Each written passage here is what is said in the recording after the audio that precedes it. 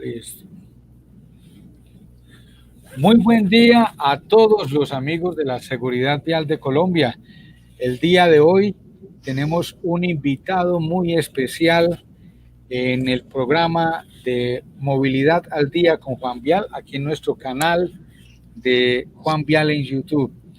Vamos a hablar de psicología del tránsito y obviamente vamos a hablar de psicología de la seguridad vial.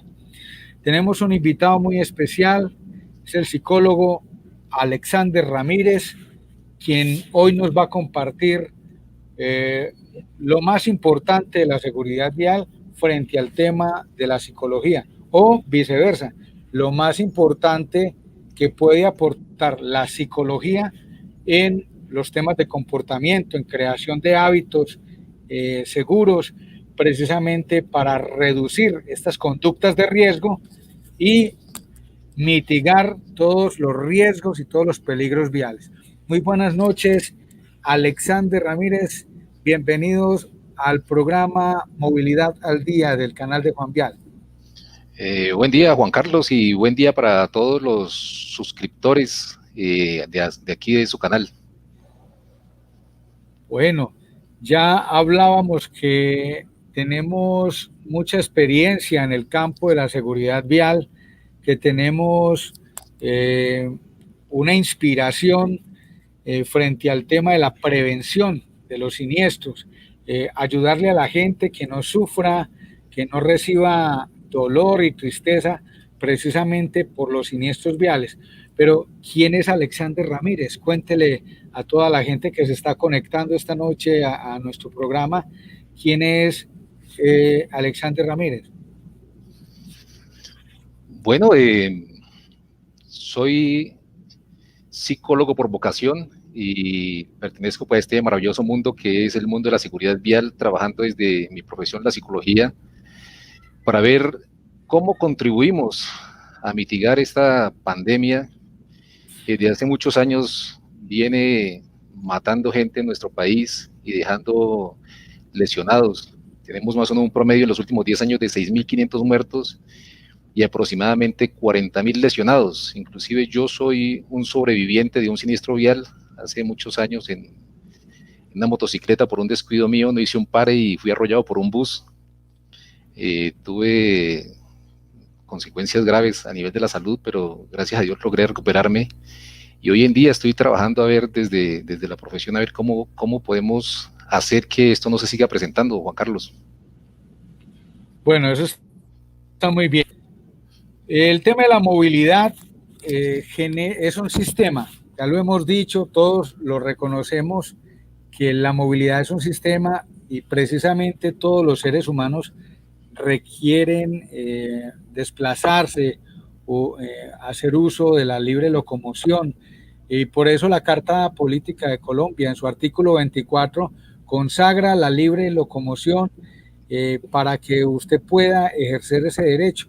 Lo consagra como uno de los principales derechos en la Carta Política para los colombianos y en relación con todo el mundo, porque hay unas declaraciones internacionales que precisamente le apuntan a garantizarle esto a todos los ciudadanos.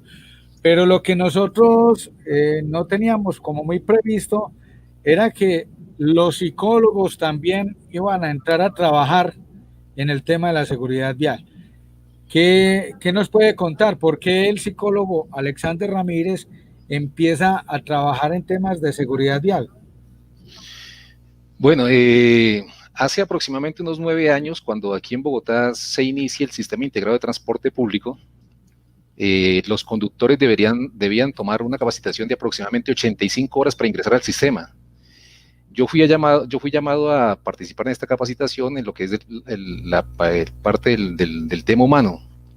Y trabajando con estos conductores, me di cuenta del alto grado de mortalidad que había en las vías y supe lo de la trilogía de la seguridad vial. La trilogía de la seguridad vial dice que todos los accidentes son causados por 3 factores, que son fallas en la vía, fallas en los vehículos y fallas humanas.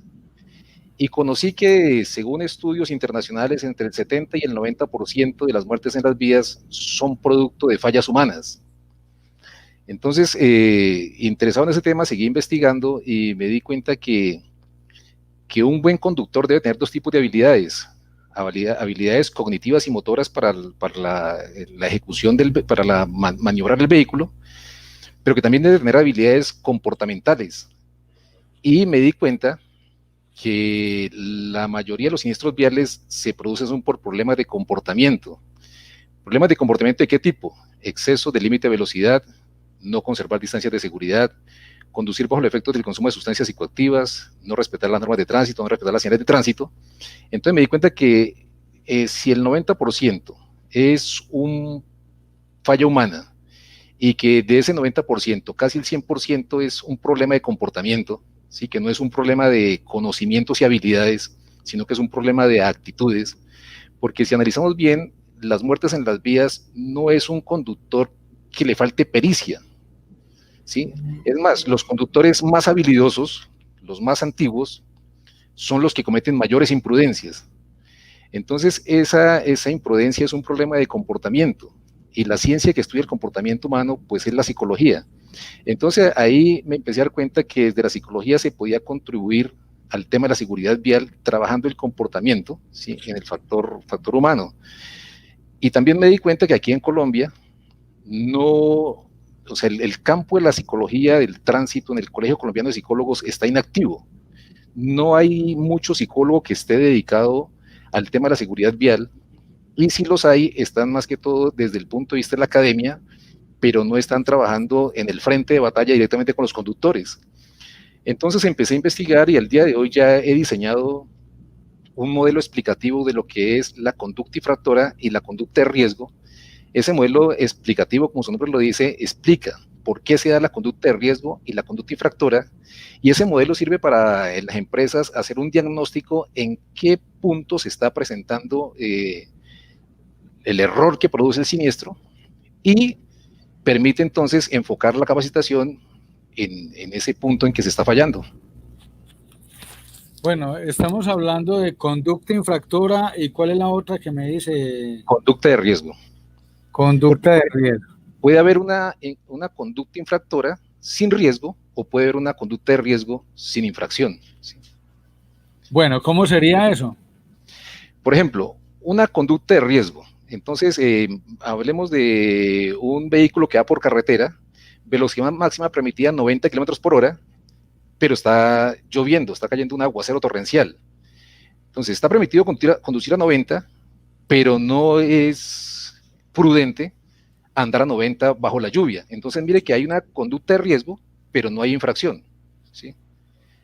O viceversa, puede haber una infracción sin riesgo. Entonces, en una, digamos, una calle vacía a las 3 de la mañana, semáforo en rojo, calle completamente vacía, el vehículo pasa el semáforo en rojo, no hay riesgo porque está vacía, pero hay una infracción. Entonces, mira, hay una conducta infractora sin riesgo, y también hay una conducta de riesgo sin infracción. Bueno, ahí ya nos quedó claro el asunto. Antes de llegar al tema de las conductas y de pronto preguntarle algo sobre el tema de los hábitos, ¿cuáles son las ramas de la psicología en términos general, para que nos vayamos metiendo así como pasito por pasito? ¿Qué ramas tiene la psicología que pueden trabajar con la seguridad vial? Pues yo diría que todas, ¿sí? Entonces, por ejemplo, digamos así que la madre de las ramas de la psicología es la psicología clínica. Entonces, la psicología clínica puede participar en la intervención en víctimas y familia de víctimas, ¿sí? En lo que es el trabajo de duelo o en el trabajo de recuperación. Está la rama de la psicología educativa, que trabaja en la parte formativa. Está la psicología forense, que puede trabajar en la parte que tiene que ver en el auxilio del derecho, inclusive Ajá. también en la asesoría de creación de leyes. Está la psicología organizacional, que interviene en la parte de procesos de selección y reclutamiento de conductores, ¿sí? Entonces serían como esas son como las más grandes y las principales que pueden intervenir en la psicología de la seguridad vial. Bueno, me gusta mucho el tema, porque resulta que hay veces uno comenta con las universidades o con algunos psicólogos y ellos le dicen, no, es que a mí me gusta la psicología clínica o es que tengo tantos estudiantes que están enfocados o tienen el perfil de psicología clínica y ahí no hay nada que hacer con con el tema de la seguridad vial. Pero encontramos que usted ya nos ha dicho que en la psicología clínica se puede trabajar tanto con las víctimas como con los familiares de las víctimas. Y en el tema de la psicología organizacional, ahorita con los planes estratégicos de seguridad vial, pues obviamente se está hablando de hacer unas pruebas psicotécnicas dirigidas a los conductores. ¿Usted tiene conocimiento de ese proceso o de pronto no es el campo suyo? A ver, como le digo, he investigado, ¿sí? Y hablando del psicólogo clínico, el psicólogo clínico también tiene su intervención en lo que es el Centro de Reconocimiento a Conductores. Ajá. La resolución 12336, ahí se habla de las patologías, psicopatologías que no debería tener un conductor, y eso no se está teniendo en cuenta, ¿sí? Entonces, hablemos que el psicólogo clínico, que al momento de que el aspirante a la licencia o a renovar su licencia, se le hiciera este examen mental, porque, digámoslo así, hay algunas personas que tienen trastornos y que tienen licencia y que son un peligro en la vida. Entonces, si se aplicara esta resolución 12336, mucho, digámoslo así, loco entre comillas, trastornado, trastorno mental, porque ¿qué dice la resolución? Por ejemplo, una persona con trastorno negativista desafiante no debería tener licencia de conducción. ¿Cómo se reconoce una persona con trastorno negativista desafiante? Es la persona que, por decir algo, forma conflicto. Hablemos del agente de tránsito, ¿sí? Entonces, es la persona que siempre está formando conflicto por todo, casi que se confundiría con una persona con trastorno de personalidad antisocial, ¿sí? Pero el negativista desafiante, como su nombre lo dice, es desafiante y negativo ante la norma. Entonces, tenemos ese trastorno. Otro trastorno que no debería tener licencia de conducción es la persona que tiene un trastorno explosivo intermitente. Hemos visto por televisión la persona que no carga documentos, le van a retener su motocicleta y lo que le hace es que le prende candela, le prende fuego a la motocicleta. Mire, eso es característico de una persona con trastorno explosivo intermitente. O la persona que saca un cuchillo y se enfrenta a la gente de tránsito con un cuchillo. Mire, eso es un comportamiento característico de una persona con trastorno explosivo intermitente. Entonces ya tenemos ahí dos tipos de trastorno que si se identificaran al momento de adquirir la licencia de conducción, o sea, eso no tendría por qué darse en la vía. Hablamos del trastorno de personalidad antisocial, como su nombre lo dice, antisocial, contra la norma, ¿sí? Porque mucha gente confunde antisocial con asocial. Asocial es la persona que no se integra con los demás, ¿sí? Que le gusta estar solo, pero el antisocial es el que siempre va contra la norma social, o sea, es la persona que desafía la autoridad y desafía la norma simplemente por sentir el placer de desafiar la norma. Ajá. Otro trastorno que está en la resolución 12336 es el trastorno de déficit de atención, que solamente creemos que le da a los niños, y no, los adultos también sufren de trastorno de déficit de atención. Entonces, imagínense una persona con trastorno de déficit de atención conduciendo un vehículo, ¿sí? Como su nombre lo dice, carece de atención. Sí, sí. Trastornos psicóticos, los trastornos esquizofrénicos y trastornos psicóticos, tampoco deberían tener licencia de conducción. Trastornos del estado de ánimo como la ansiedad, la depresión o trastornos bipolares, tampoco deberían tener licencia de conducción. Entonces, miren bueno, que... Pero aquí le hago una pregunta, y qué pena lo interrumpo. ¿Es fácil detectar ese tipo de patologías? Porque le voy a contar una experiencia. Yo fui a renovar mi licencia y la psicóloga me preguntó por unas sumas y unas restas y después me puso a una especie de juego que tiene que hacer uno con unas bolitas a no dejarla salir de una vía. Con esas pruebas que se están realizando, uno puede demostrar pues que tiene algún tipo de esas patologías, ¿o no?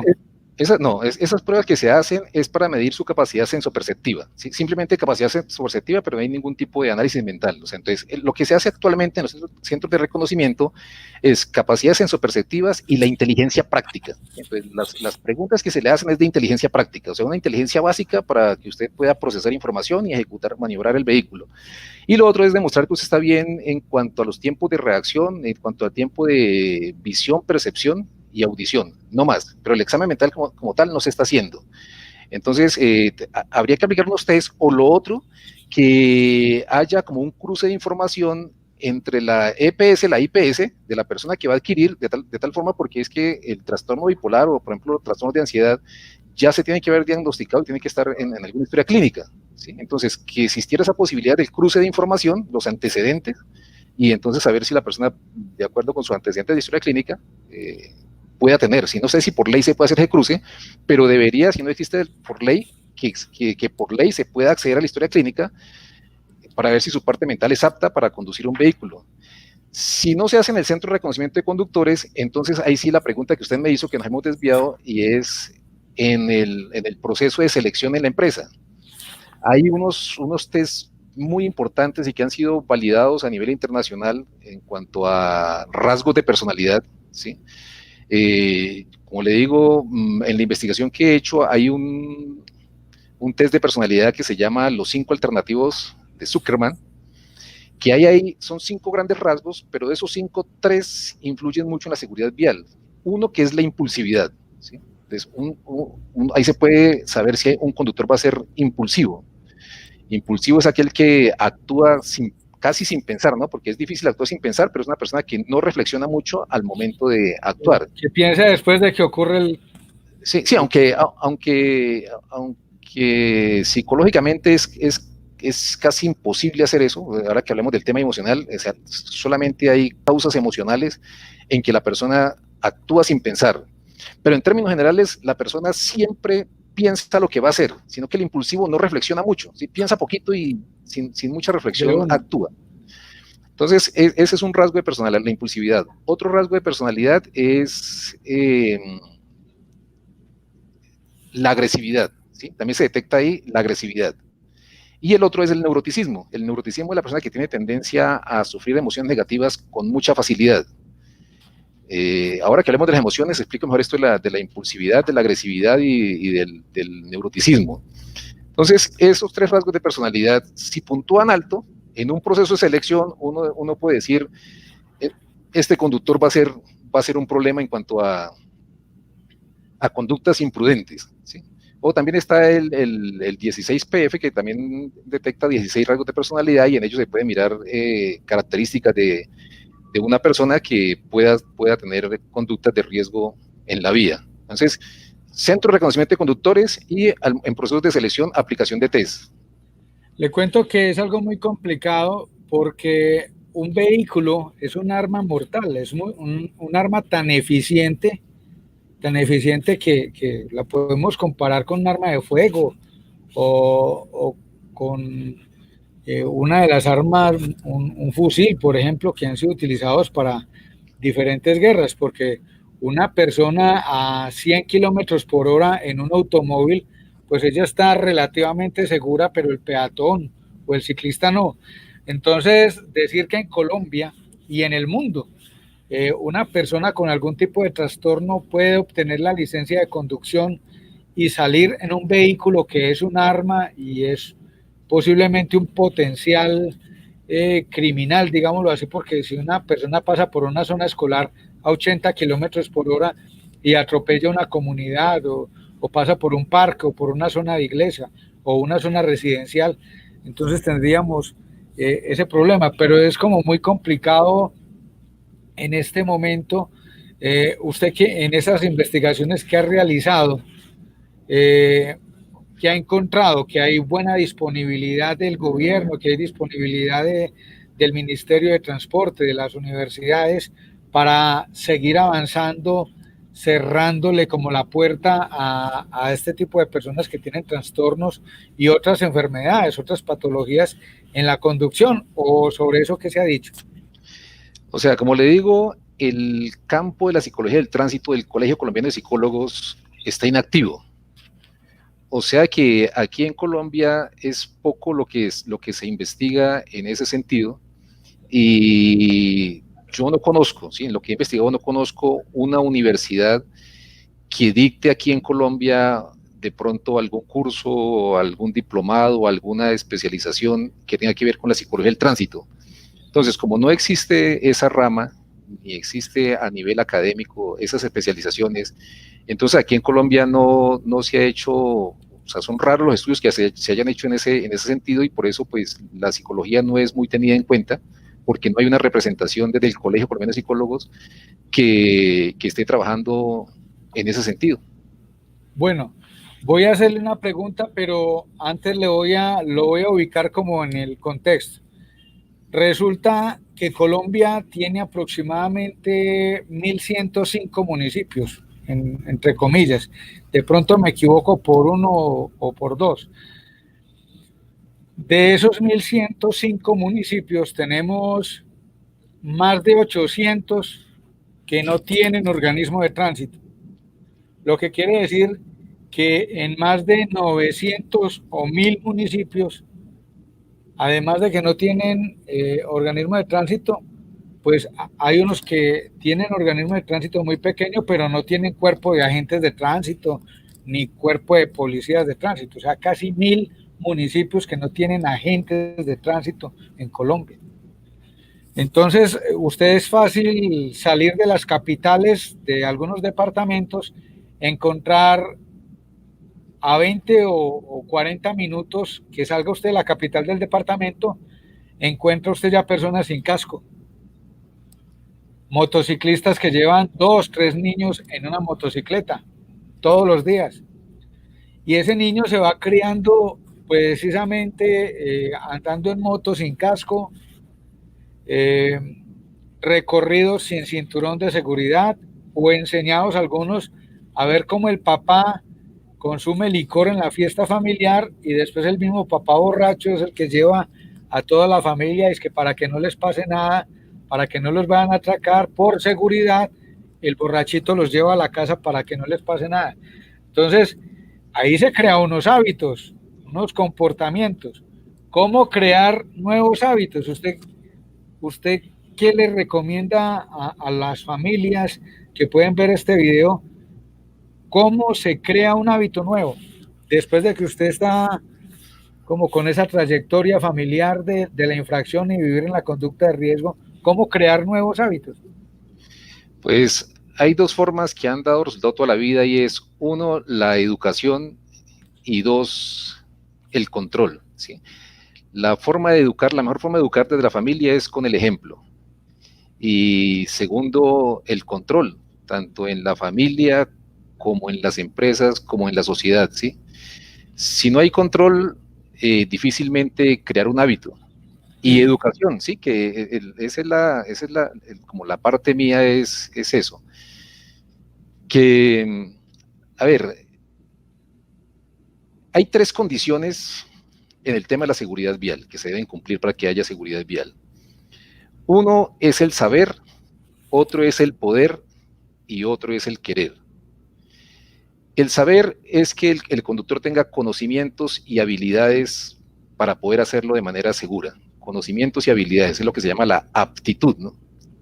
Conocimientos, habilidades y destrezas. Sí. Entonces, eso hace referencia al saber. Lo segundo es el poder, que lo puede hacer. Entonces ya hablamos de la infraestructura y del vehículo. Y tercero es el querer, que lo quiera hacer de forma segura. Y tradicionalmente lo que he visto aquí en Colombia nos hemos enfocado en el saber y en el poder, pero en el querer eso no se ha trabajado, ¿sí? Entonces, cuando hablaba de que una forma es la educación, entonces la educación primero que todo es con el ejemplo. Y entonces ejemplo no hay en la familia, ejemplo no hay en la empresa y ejemplo no hay en la sociedad, porque las personas encargadas de dar ejemplo en la sociedad son los primeros encargados en violar la norma. Por ejemplo, el agente de tránsito o el policía de tránsito que anda en contravía o que se cruza el separador de la avenida, ¿sí? Porque como es el policía, entonces cree que tiene derecho a hacerlo. Sí, sí. O el concejal, el político, el diputado, el senador, exacto, que entonces paran la vía, paran el tránsito para ellos cruzar libremente.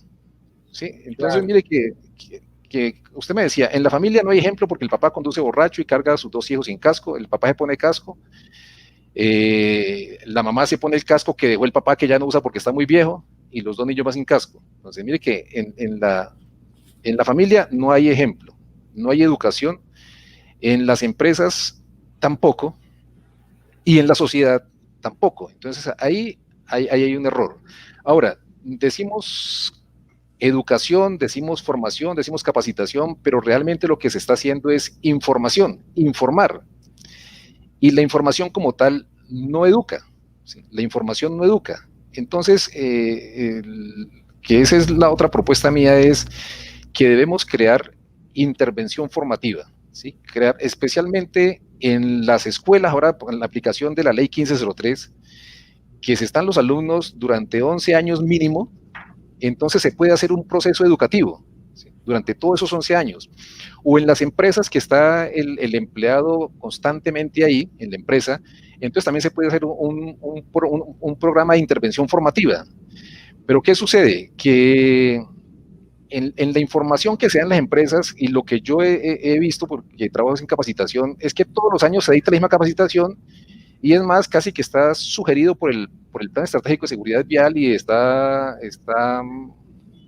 como por política y por norma en las escuelas de conducción, siempre dar lo mismo. Normatividad, señalización, manejo preventivo, técnicas de manejo, de pronto control de incendios, primeros auxilios. Pero es que el problema no está ahí. ¿Sí? El problema no es ese. Cuando hablamos de conducta infractora y de conductas de riesgo, el motivo principal son las motivaciones. ¿Sí? Y hablamos de motivación extrínseca, motivación intrínseca, motivación consciente, motivación inconsciente, hablamos de necesidades, de expectativas y hablamos de beneficio y costos. Entonces, cuando decía que la empresa tampoco da ejemplo, las empresas tienen digamos así, un objetivo y es la productividad. Entonces, inconscientemente, la empresa con el tema de la productividad, entre comillas, está obligando al conductor a infringir la norma, indirectamente y entre comillas, por eso digo. Por decir algo, usted va a trabajar como conductor en una empresa intermunicipal, de transporte de pasajero intermunicipal. Entonces dicen, Juan Carlos, usted debe cubrir la ruta de ciudad X a ciudad Y en 1 hora. Y si usted se retrasa en tiempo, por cada minuto que se retrase, debe pagar una sanción de 5,000 pesos. Usted se encontró con un trancón y entonces tiene que recuperar el tiempo para evitar la sanción. ¿Qué hay que hacer? Excede los límites de velocidad. Ahora, no solo eso, debe entregarme usted una producción de 400,000 pesos diarios, el carro tanqueado y lavado y lo que sobra es para usted. Sí, entonces sí. Es la guerra del centavo. Entonces, sí, maniobras peligrosas con la otra empresa para poder cumplir con ese compromiso. Lo mismo ocurre con los mensajeros. Con el mensajero, también con la empresa de repartos. Entonces, una empresa que reparte productos tienda a tienda. Entrega contra reloj, por ahí. Exacto. Entrega o la entrega de pedidos tienda a tienda, ¿sí? Que tiene que entregar usted toda esta cantidad de pedido. Y entonces la persona está, para poder cumplir con la productividad, tiene que trabajar de 4 de la mañana a 11 de la noche, de lunes a lunes, ¿sí? Para poder sacar un sueldo más o menos y poder cumplir con la productividad. Entonces, ¿qué pasa? La jornada de trabajo es muy larga y entonces hay otro problema que es el problema de fatiga, el problema de sueño, el problema del estrés porque se me está acabando el día y no estoy cumpliendo con la productividad porque estoy colgado de tiempo, ¿sí? Entonces, mire cómo las empresas indirectamente están contribuyendo a la inseguridad vial. Y la capacitación, pues es lo mismo. Entonces, la conducta infractora, entonces por eso decía, el modelo es un modelo explicativo de la conducta infractora y la conducta de riesgo. Uno por el lado de las motivaciones. Motivación extrínseca desde el punto de vista de la empresa, y la empresa, la persona que logra cumplir, o sea, que trabaja de 4 de la mañana a 11 de la noche, logra cumplir con su producción, entonces a ese es el que felicita. Pero el conductor prudente que hace las cosas bien y no cumple, entonces ese es el sancionado. Entonces mire que estamos felicitando al que hace las cosas mal. ¿sí? Es otro defecto de la empresa. Entonces, por un lado serían las motivaciones, por otro lado, la cuestión emocional. Entonces, cuando decía que hay gente que actúa sin pensar, podría ser cuestión de un impulso emocional al punto de que en nuestra legislación se encuentra como eximente, como agravante y como atenuante lo que es el delito relacionado con las emociones, el delito emocional. Entonces tenemos dos casos, que es la ira e intenso dolor y el miedo insuperable. En esos dos casos, una persona puede actuar sin pensar y cometer un delito, no solamente la conducta de riesgo y la conducta infractora, sino cometer un delito sin pensar, secuestrado netamente por sus emociones. Entonces, si hablamos de conducta de riesgo y conducta infractora, entonces son varios aspectos, porque estamos hablando del error voluntario o del error involuntario. El error involuntario se puede dar por una equivocación o por un descuido, ¿sí? Ya sea por problemas de los sentidos, por problemas de percepción o por problemas de atención o por problemas de cálculo, sea el error involuntario. Que ese es el que se intenta prevenir desde el Centro de Reconocimiento de Conductores. Pero el error voluntario, el que se da por negligencia o por imprudencia o por ignorancia supina, que tiene que ver con las motivaciones, pero que también tiene que ver con los trastornos, tiene que ver con las necesidades, tiene que ver con las neurosis. Entonces, mire que eso no lo estamos trabajando. Y cuando hablamos de comportamiento en el Plan Estratégico de Seguridad Vial, eso no está en ningún lado. Estrategias de autorregulación, estrategias de autocontrol, estrategias de afrontamiento, toma de decisiones, ¿sí? Pensamiento crítico, pensamiento prosocial, eso no se está trabajando. Entonces, mire que los 6 puntos del Plan Estratégico de Seguridad Vial es una cosa mínimo relacionado con todo lo que estoy hablando aquí, de lo que realmente es el comportamiento humano y que tiene que ver con la conducta infractora y la conducta de riesgo. O sea, realmente la Agencia Nacional de Seguridad Vial se tiene que sentar a tomar un cafecito con usted y con todos los que están trabajando el tema de la psicología del tránsito o la psicología de la seguridad vial, porque lo que nosotros vemos en la resolución 1565 como pilar de comportamiento humano, pues lo vemos para el ingreso, unos exámenes médicos, unas pruebas psicotécnicas, unas pruebas psicosensométricas, y de pronto hay que hacer al año o programar otras para verificar si ese conductor realmente continúa en el mismo estado de salud como ingresó a la empresa. Bueno, tenemos a Lady Joana Loaiza. Lady Joana nos hace un comentario que lastimosamente manejamos la cultura de la represión. No realizamos por conciencia las acciones y no dejamos ese legado a nuestros hijos de la cultura vial. Y yo estoy de acuerdo con Lady y quiero transmitirle esa inquietud a usted, porque es que con la seguridad vial a mí me da tristeza, porque la gente hace las cosas para que el policía o el agente de tránsito lo vea. Es decir, la norma de usar el cinturón, entonces ellos se ponen el cinturón de seguridad medio puestecito, como para que la gente de afuera crea que llevan el cinturón de seguridad, pero mentira que no lo llevan abrochado, no lo llevan abrochado. Entonces, ellos se engañan solos. Y resulta, yo les doy siempre en las capacitaciones un ejemplo, que es la persona que compra la camiseta del Barcelona o la camiseta del Real Madrid y la compra original, le meten 200, 150,000 pesos, qué sé yo, no sé cuánto vale una camiseta original, pero le meten un mundo de plata una camiseta de un equipo que ni siquiera sabe dónde queda Dos Quebradas, ni siquiera ha venido a Colombia, ni nada de eso, y lo hacen voluntariamente, no hay una ley que diga, vea, cuando su equipo esté desclasificado en el torneo nacional, deben comprar una camiseta de un torneo europeo, nada, ellos lo hacen voluntariamente. Entonces, ¿qué es lo que pasa? Que en la seguridad vial la gente no tiene esas mismas conductas y todo lo hacen precisamente una de dos, o empujados porque nos van a reprimir, nos van a hacer una orden de comparendo, me van a meter la moto a los patios, me van a imponer una multa, pero no lo hacemos voluntariamente. O sea, hay un grupo social que no está motivado para realizar las cosas de manera voluntaria, para crear esos hábitos de manera voluntaria. ¿Cómo le podemos llamar a esa situación, doctor Alexander? Pues mire, usted lo acaba de decir, no está motivado, ¿sí? Entonces, ¿qué pasa? Que la gente siempre, ante una situación, lo primero que mira son beneficios y costos, ¿sí? Entonces, beneficios y costos de la conducta segura y beneficios y costos de la conducta insegura.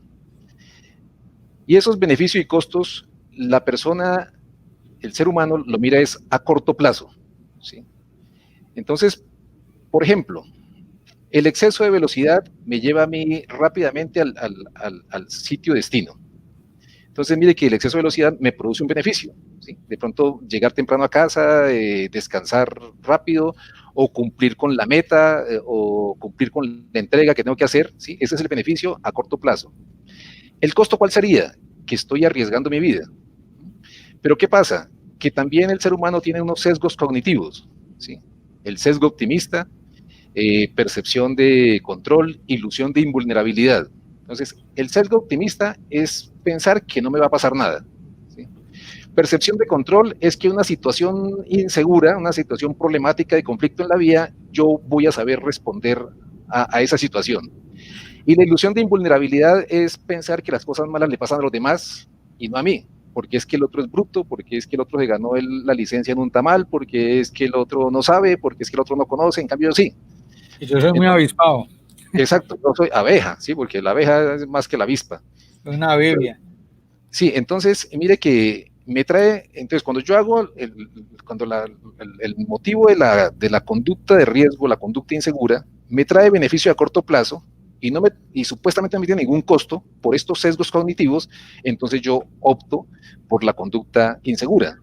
Al contrario, cuando yo digo una conducta segura, costos y beneficios a corto plazo, entonces si yo hago la conducta segura, entonces no voy a cumplir con la entrega, no voy a cumplir con la meta, voy a llegar tarde a casa, voy a perder tiempo de descanso, entonces no me trae beneficios, pero sí me trae muchos costos, que es que se me alarga la jornada laboral, que no voy a poder entregar el producido, que voy a perder tiempo y voy a llegar tarde a casa y no voy a tener tiempo de descansar.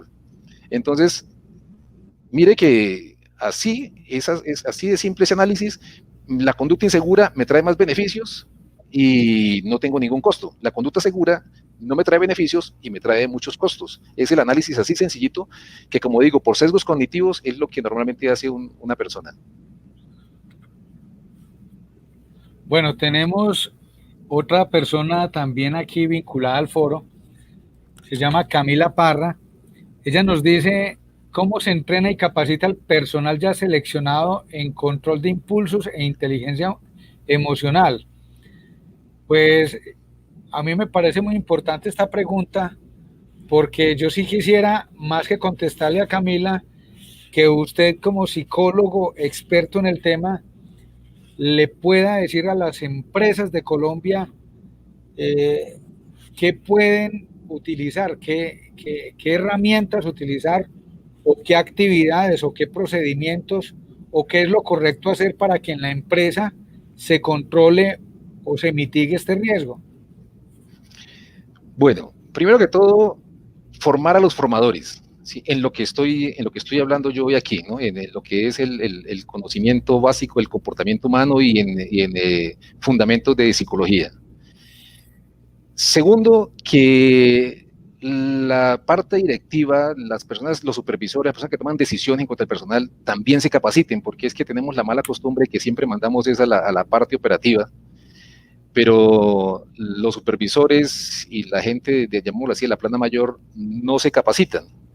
Entonces, ¿qué sucede? Que va un conductor a capacitación, uno logra cambiarles el chip, pero cuando va a la empresa, entonces lo que le digo, tiene que cumplir con esta entrega en tanto tiempo.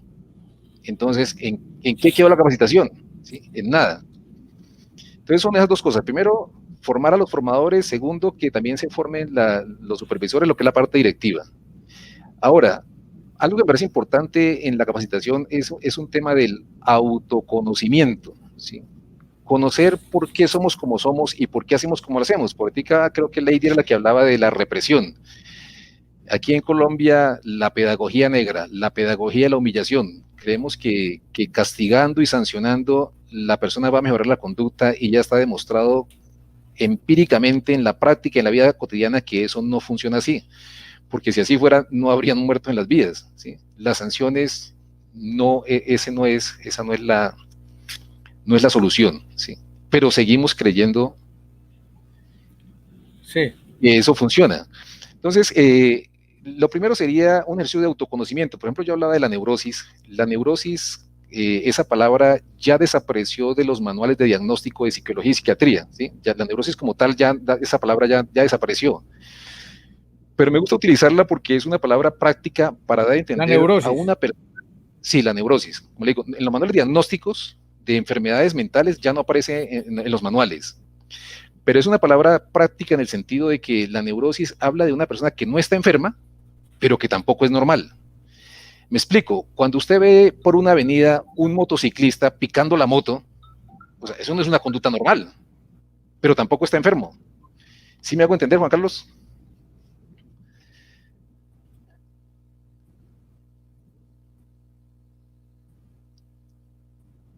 En estos días se hizo viral un video de una muchacha que va por la 80, por el carril rápido, en bicicleta, sin casco, sin chaleco reflectivo, y va chateando con su celular, ¿sí? Eso no es una conducta de una persona normal, pero tampoco vamos a decir que la persona está enferma, ¿sí? Entonces, la palabra para poder dar a entender esa situación sería una neurosis. Y entender qué tipo de neurosis tenemos.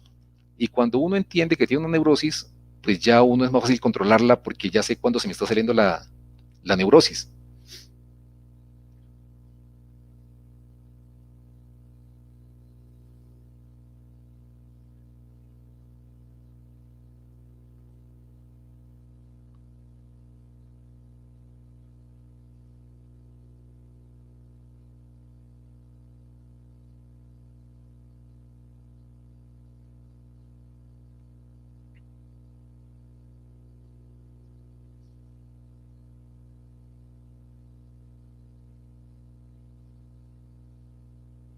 Psicólogo Alexander Ramírez. Pues como ustedes ya pueden ver, es una autoridad en el tema de la psicología de la seguridad vial, en la psicología del tránsito.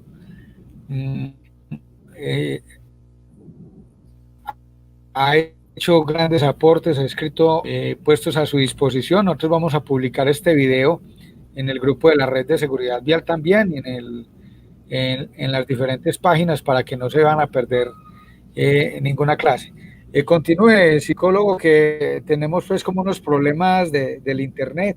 Me imagino que a esta hora todo el mundo está conectado, pero ya como para que vayamos redondeando este importante tema. Bueno, sí, que no he contestado la pregunta de Camila. Entonces, hablaba que primero un ejercicio de autoconocimiento, especialmente el tipo de neurosis. Entonces, por decir algo, una neurosis es la persona que quiere llamar la atención. Entonces, hablaba del motociclista que pica la moto en plena avenida. Entonces, es un tipo de neurosis de una necesidad exagerada, ¿sí? La neurosis, ¿cómo se cataloga la neurosis? Primero que todo, por una necesidad exagerada de algo irracional, y segundo, porque fácilmente tiene emociones negativas, ¿sí? Ya sea de ira, de tristeza o de alegría. Entonces, el que siempre quiere ser primero en la vía, el que quiere llamar la atención haciendo maniobras peligrosas o con el ruido de la moto, el ruido del carro, la persona altiva, exageradamente orgullosa, la persona desconfiada.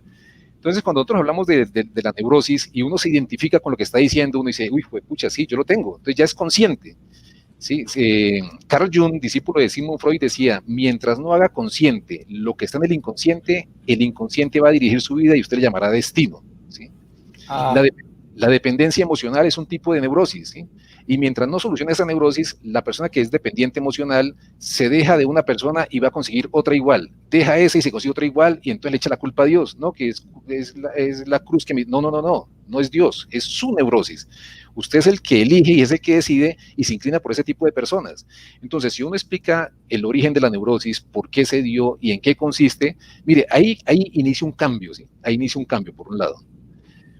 Ahora, dar capacitación vía online, Oiga, sí, es muy chévere y es muy práctico y todo el mundo puede acceder, pero para hacer entrenamiento de autocontrol, de autorregulación, estrategias de afrontamiento, pues hay que hacer prácticas y esas prácticas tienen más efecto cuando se hace a nivel presencial.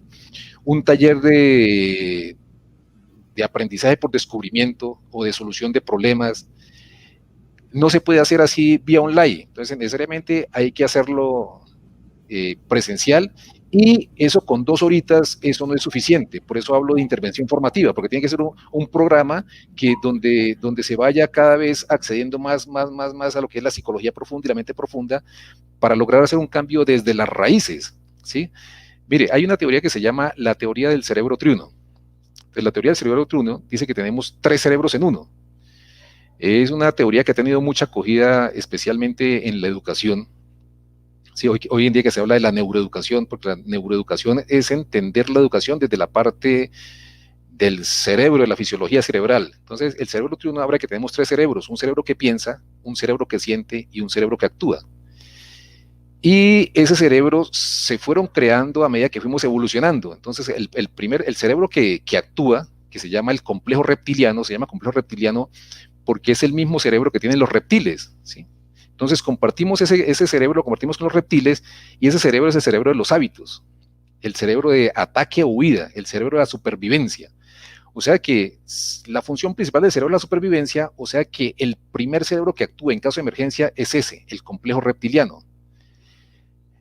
Después el segundo cerebro es el que aparece según la evolución del cerebro emocional. Y ese cerebro lo compartimos con los mamíferos. Entonces, los mamíferos tienen emociones. Por ejemplo, un perro siente tristeza, un perro siente alegría, un perro se enoja, siente ira, ¿sí? Entonces, los reptiles no tienen emociones porque los reptiles no tienen ese cerebro emocional. Por eso es que se dice hay que actuar con sangre fría, porque los reptiles son animales de sangre fría que no tienen emociones, entonces de ahí nace ese dicho, actuar con sangre fría, o sea, sin emociones. Y después viene el tercer cerebro, que es el cerebro cognitivo, el neocórtex, que es el cerebro pensante, el cerebro del raciocinio, el cerebro del lenguaje.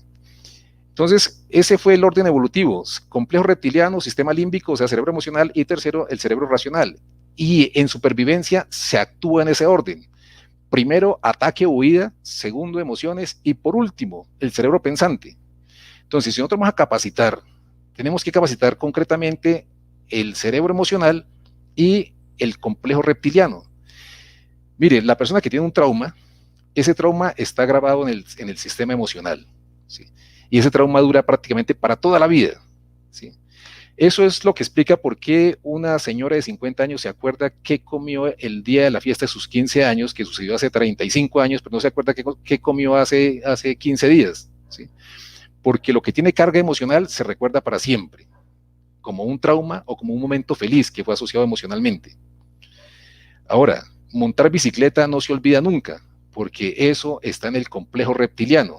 Los traumas están en el complejo emocional, en el cerebro emocional.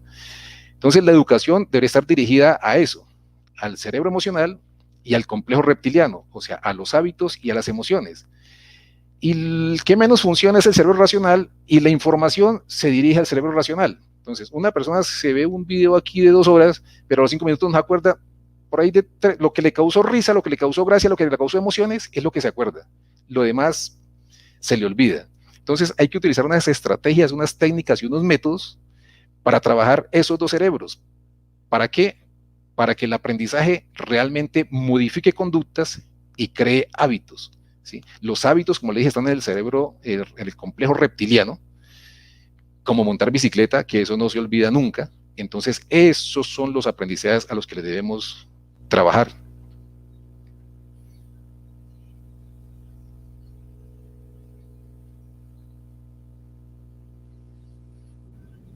Muy bien, para que vayamos redondeando, porque pues obviamente la idea es que este video no pase pues como de 1 hora para que sea de utilidad pues a las personas que están trabajando los planes estratégicos, técnicos de seguridad vial que están estudiando en este momento los pilares de la resolución 1565 y especialmente el tema de comportamiento humano. Pero hay algo bien importante. Usted lo mencionaba ahora frente al tema del control.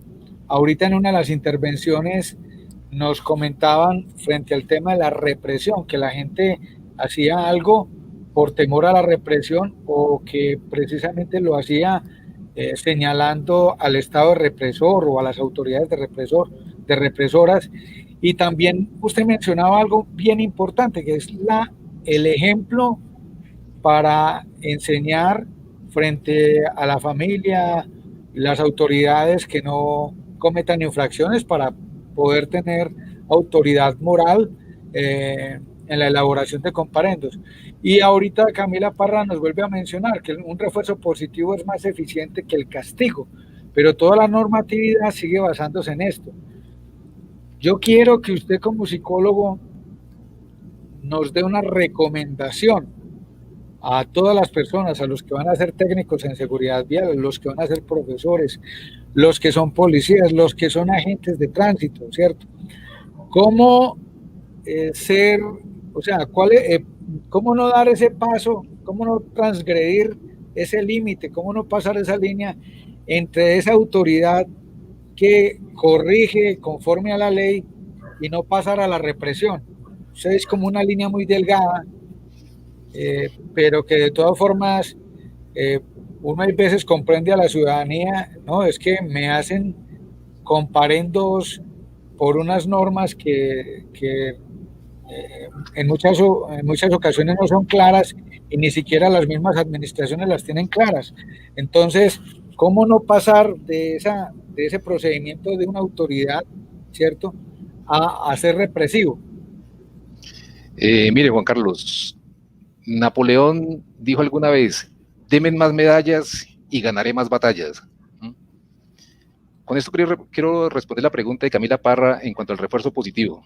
El refuerzo positivo funciona mucho mejor que la pedagogía negra, la pedagogía de la humillación, la pedagogía de la represión. Si nos damos cuenta, los militares arriesgan su vida por ganar una medalla de orden público. Eso es lo que dice Camila, eso es refuerzo positivo, ¿sí? Y es lo que en las organizaciones se llama lo que es el salario emocional. Para un empleado, inconscientemente, es más importante el salario emocional que el salario económico, guardando las proporciones, ¿no? Porque una persona dice, no, motivémoslo dándole más sueldo, pero se le sube el sueldo y a los 3 meses ya está apretado otra vez, ¿sí? Ajá. Pero créame que todas las personas buscamos reconocimiento.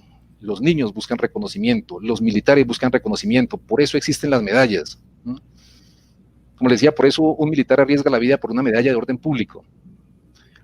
Qué felicidad al niño que le dan su diploma por rendimiento académico. Sí, mire, eso es refuerzo positivo.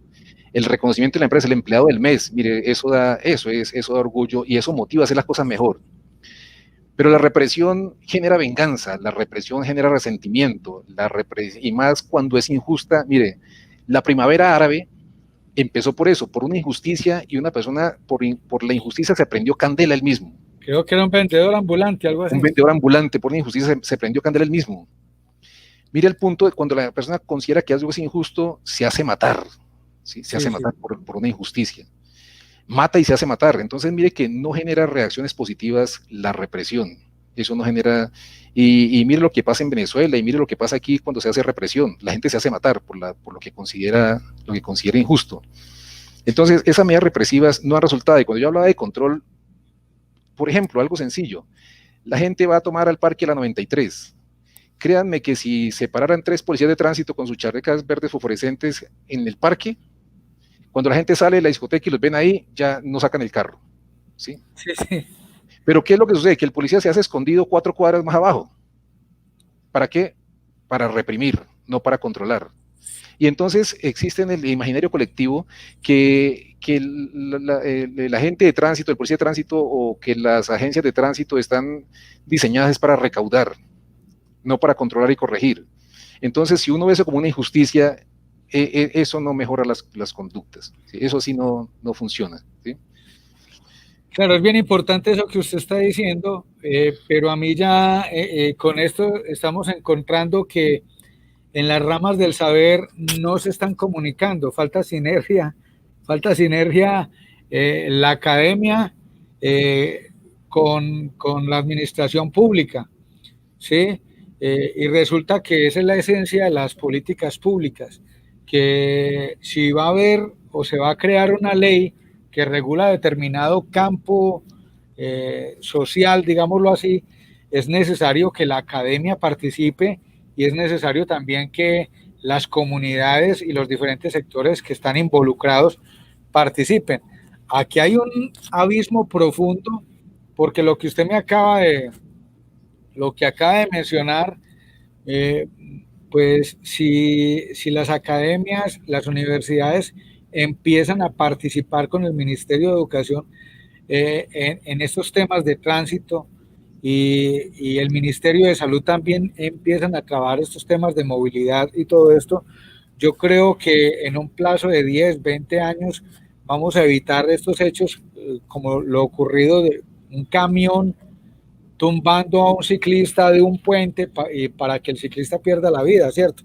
Entonces, hechos tan bochornosos como que una conductora en estado de embriaguez atropella a unos niños o unas personas que están en un paradero de buses donde supuestamente debieran de estar seguros. Entonces, estas conductas van cambiando porque la gente tendríamos refuerzo positivo y la participación de todos los sectores sociales en la construcción de una nueva sociedad, de nuevos modelos de ciudad. Entonces, la gente tendría más confianza en su administración y más confianza en la ciudad en que vive y como que se pone la camiseta de la cultura ciudadana y se pone la camiseta precisamente del civismo y de cambiar hábitos en su familia y todo eso. Pero cuando la gente ve que nadie hace nada, que todo el mundo desacata y que todo es un desorden, y él es el único bobo que está cumpliendo, pues en últimas él también va a terminar por no cumplir la norma y exigir que tampoco se la apliquen a él. Yo quisiera solicitarle a usted entonces un mensaje, un mensaje a todos los organismos de tránsito y un mensaje a todas las empresas que van a implementar el plan estratégico de seguridad vial, a los agentes de tránsito, a la policía, un mensaje bien claro y bien contundente a nombre de usted como investigador en el tema de la psicología y la seguridad vial. Sí, a ver, iniciamos hablando de la trilogía de la seguridad vial en cuanto al factor humano, la vía y el vehículo. ¿Sí? Somos profesionales que estamos dedicados a diferentes áreas de la ciencia, así como los abogados, los arquitectos, ingenieros industriales, ingenieros civiles, psicólogos, pedagogos, sociólogos, y pues cada uno desde su ciencia y su perspectiva puede aportar al tema de la seguridad sin que hayan egos, ¿no? Porque ni deseo de protagonismo, sino un objetivo común. Desde la psicología y de las diferentes ramas de la psicología, hablamos al inicio, hay mucho que aportar. La ciencia es la psicología del comportamiento humano y el comportamiento en las vías es el que está causando siniestros. Entonces, lo que yo puedo hablar desde la psicología es que tenemos que trabajar desde el punto de vista de las creencias, ¿sí? desde las creencias, ¿sí? El creer que soy invulnerable y cambiando las creencias, cambiamos nuestra cultura, ¿sí? Porque tenemos una cultura, usted lo dijo ahorita, que el vivo vive del bobo, que el bobo es el que hace las cosas bien, que el abeja, ¿sí? El que es primero, yo soy abeja, entonces esa es nuestra cultura y tenemos que cambiar ese desde las creencias, desde el hogar, aplicando la ley 1503 desde la escuela, desde los colegios, desde la academia, las universidades, desde la investigación. Todos podemos poner nuestro granito de arena y trabajando mancomunadamente con las otras ciencias. Por ejemplo, el derecho, cuando se creó en el derecho, hablamos de aire, intenso dolor y el miedo insuperable, una ley creada por abogados, pero asesorados por psicólogos, para explicar cómo funciona el cerebro humano y que realmente la persona en un estado emocional exagerado no está en capacidad de autodeterminarse y que esas emociones son causadas desde el exterior. Y si el exterior me produce a mí un nivel de injusticia que me eleva las emociones a ese punto de causar un delito, eso también puede ser causado por la misma ley, en este caso de los que se encargan de la regulación del tránsito, buscando tal vez, no sé, cumplir también su meta, cumplir el objetivo recaudador del imaginario colectivo que puede que esté equivocado, que se considera como una injusticia y que nos lleva a cometer actos llevados por las emociones. Entonces la invitación es esa, a entender que el comportamiento humano es mucho más que 6 puntos de control de drogas, control de alcoholemia, control de velocidad, ¿sí? La cuestión es, ¿por qué bebe? ¿Sí? Mire que eso es un acto irracional, ¿sí? Y tiene que ver con una neurosis, y esa neurosis tiene una explicación que se puede hacer desde una capacitación del autoconocimiento. Entonces eso, trabajar desde la psicología profunda, desde las diferentes ramas de la psicología, explicando el comportamiento humano para hacer un autoconocimiento y a partir del autoconocimiento empezar a mejorar el comportamiento y tener herramientas que nos ayuden a mejorar ese comportamiento. Eso sería, Juan Carlos. Bueno, muchas gracias al psicólogo Alexander Ramírez, muy amable por haber participado el día de hoy en nuestro programa de Movilidad al Día en este canal de Juan Vial. Espero que todas las personas que están estudiando su técnico en seguridad vial, los psicólogos, los agentes de tránsito, las universidades y todas las empresas que pueden estar interesados en este video y en la participación del psicólogo, se hayan nutrido y hayan quedado con muchas preguntas para que a medida que se vaya reproduciendo en las diferentes redes sociales el video, pues ustedes puedan hacer las preguntas y nosotros podamos ir respondiendo o convocando para otro foro ya con otros actores. Muchas gracias a todos. Recuerden que la seguridad vial es compromiso de todos. Únanse al canal de Juan Vial y participemos en la construcción de políticas y en la construcción de políticas de seguridad vial en todos los municipios. Feliz tarde a todos y no se les olvide trabajar, ponerse la camiseta de la cultura ciudadana, de la cultura cívica. Feliz noche, que descansen.